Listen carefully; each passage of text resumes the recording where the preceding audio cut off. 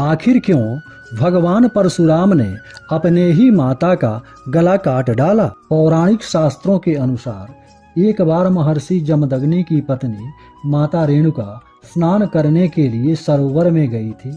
जब वह स्नान करके लौट रही थी तो उन्होंने राजा चित्ररथ को सरोवर में जल क्रीड़ा करते देखा। वह राजा के सुंदर रूप को देखकर मुग्ध हो गई तथा उनका मन विचलित हो गया।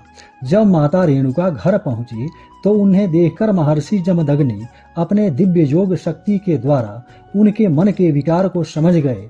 महर्षि जमदग्नि क्रोधाग्नि से जलने लगे। उन्होंने अपने पुत्रों से कहा कि अपनी माता का वध कर दे, लेकिन चारों पुत्रों ने अपनी माता का वध करने से मना कर दिया।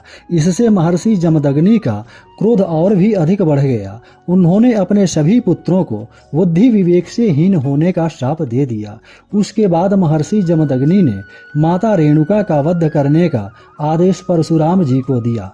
परशुराम जी ने अपने पिता की आज्ञा का पालन करते हुए परशु उठाकर अपनी माता देवी रेणुका का गला काट डाला और सिर धड़ से अलग कर दिया। यह देखकर परशुराम जी के पिता महर्षि जमदग्नि उन पर बड़े प्रसन्न हुए तथा उनसे 3 वरदान मांगने को बोले। अब जानिए परशुराम जी ने अपने पिताजी से 3 वरदान में क्या मांगा।